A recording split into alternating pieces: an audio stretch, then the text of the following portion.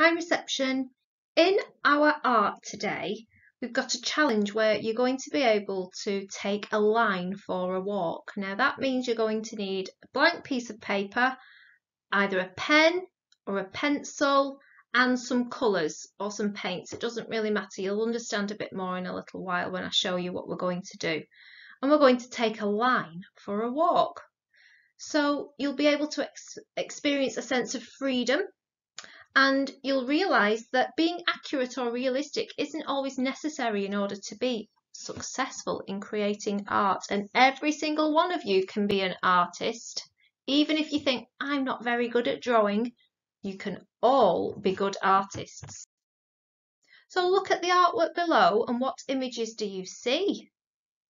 So you might look at them and think, oh, I don't really know what that is. It looks a bit like a face. Or it looks a bit like some fishes in the sea. I'm not quite sure. But it doesn't always matter if you don't know what something is. That's called abstract art. Here's some more. What do you think that is? Well, actually, to me, that looks a bit clearer. I think that looks a bit like trees in fields. But it could be lollipops. Who knows? This one. What does that look like? I think I can see what looks a bit like a fish. I wonder if that fish is under the sea. But it doesn't look like the real sea. And this one, I have no idea what that is. I can see lots of lines and lots of colours, and the lines make up shapes. What do you think it looks like? Here's another painting. I think that looks a little bit like a face, but it might not be. And here's another picture with lots of lines and colours on. What do you think that could be? Sometimes you need to look at all the different spaces and shapes and areas to have a think. Now, the first thing that hit me with this one was that it looked like a face because it looked like there's two eyes at the top, but it might not be. But again, I can see lots of black lines and colours filling those spaces. What does this one look like?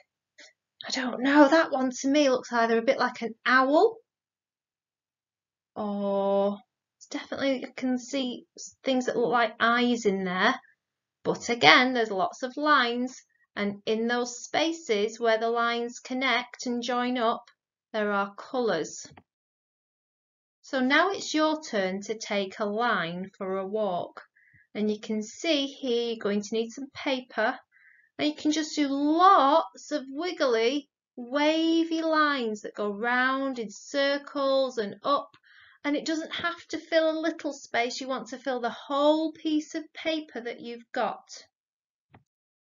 Okay, use a black marker or felt tip or pencil to create a curvy line all over your paper. And once you've done that, it doesn't need to be too full, because what you want to see are some different shapes that you've made within your lines. And then you're going to fill in the spaces with colour. So you can see here, this person has done lots of lines, and then in between each of the shapes that they've made, they're choosing different colours to colour them in. Can you see a little bit clearer? Here's another example. So I'd like you to have a go at taking a line for a walk. Now it's important that you get your black pen or your black marker or crayon or whatever it is, and as you're taking it for a walk, don't take your pen off the piece of paper until you've got to the end of taking it for the walk. So keep on going, keep doing your wiggly lines, crossing over, making those different shapes, and then when you get to the end, take your pen off then. Don't keep doing little marks. We want one long wavy line, okay? And then you can have a go at filling in the shapes. And then you've created some artwork, just like some of those abstract artists have done that I showed you earlier on. And look, this is some that other children have managed to do. Now you might be able to make your curvy line look like something. You might want it to look a little bit like a face or some hills or a house or something. Remember not to take your pencil or your marker pen off the paper.